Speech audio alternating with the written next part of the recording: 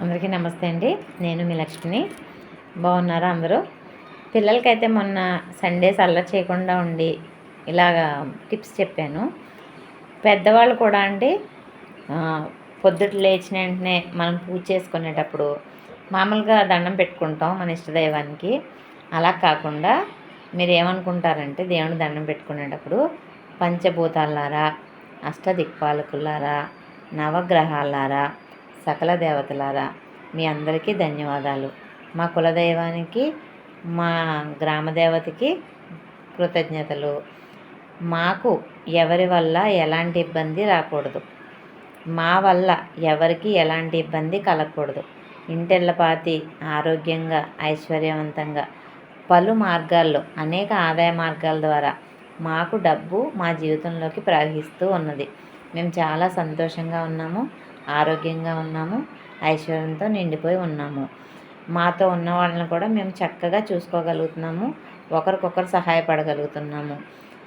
ఇదంతా మమ్మల్ని కరుణించినందుకు మీ ఇష్టదైవం వినాయకుడు అవ్వచ్చు, శివుడు అవ్వచ్చు, ఏ దేవుడైనా సరే దండం పెట్టుకోండి. సాయంత్రం ఒకవేళ దీపారాధన చేసే అవకాశం కనుక ఆడవాళ్ళకి కానీ ఉన్నట్టయితే అది చాలా సౌభాగ్యవంతమైన టైం అండి. ఎందుకంటే సాయంత్రం దీపారాధన చేసేటప్పుడు మనం ఏ నూనెతో చేసినా ఒక 3 ఒత్తులు మాత్రం వేయండి.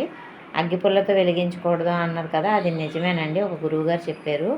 అగరత్తు కన్నా వేరే ఒక చిన్న ప్రమిదలో ఒక ఒత్తితో ఇంకో ఒత్తు మనం దీపావళికి వెలిగించుకుంటాం కదా, అలా వెలిగించుకుంటూ కాసిన బియ్యపు గింజలు, ఒక లవంగ మొగ్గ వేసేసి అందులో మనం చేస్తుంటే దీపారాధన వద్దన్న డబ్బే వస్తుందండి.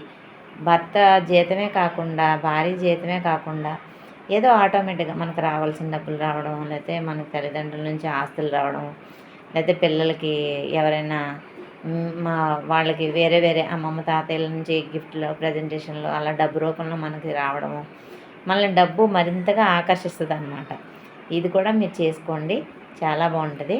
ధన్యవాదాలు. నా ఛానల్ని మీరు లైక్ చేయండి, సబ్స్క్రైబ్ చేయండి, షేర్ చేయండి.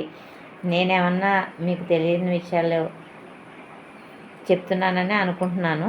ఒకవేళ మీకు తెలిస్తే కనుక నాకు సహకరించండి. ఉంటాను.